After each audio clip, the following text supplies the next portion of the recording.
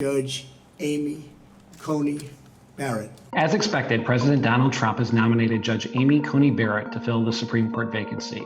If she's confirmed, it will mean that Republican appointees hold a 6-3 majority on the Supreme Court and could significantly reshape the law. Here's how she might affect the court on some key issues. She has made very clear that she has a personal and religious opposition to abortion. Whether or not that affects how she acts as a judge will be a key question in the confirmation hearings.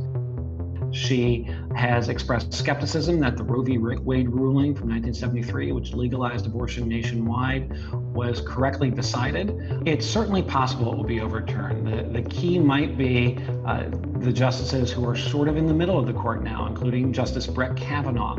It is perhaps more likely that the court will at least start by chipping away at Roe, not immediately trying to overturn it. I think what we're going to see are a whole variety of attacks on abortion, both direct bans and regulations that just make it harder for women to get an abortion, put forth in the name of, say, health or protection of the fetus.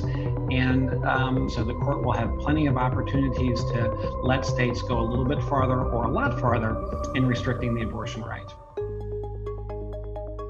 Well, she's had one gun rights case. It had to do with whether somebody convicted of a nonviolent felony could lose Second Amendment rights permanently. And she was on the side of saying, no, in this case, Second Amendment does give that person rights. So that may put her further to the right on gun rights than Justice Scalia, for whom she once was a law clerk, and it certainly would make her more supportive of gun rights than Ruth Bader Ginsburg was. The Supreme Court has been reluctant to take up gun rights cases in recent years, despite many calls from Second Amendment advocates, and she might now be the tipping point that will prompt the court to be a lot more aggressive in hearing gun rights cases.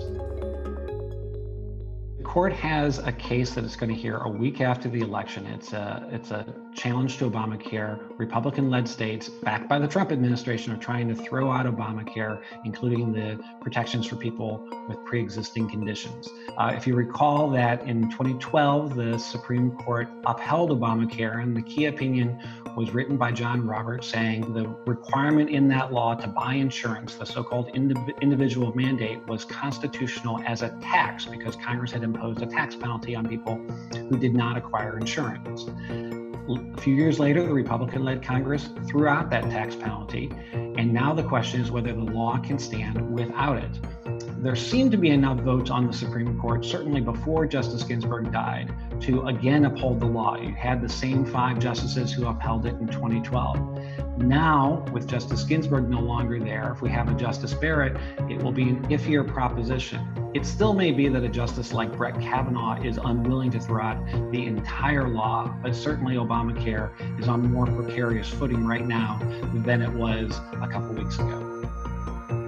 At the end of the day, if Judge Barrett is confirmed and becomes Justice Barrett, we could see a dramatic shift on all these issues. She really has the potential to swing the balance.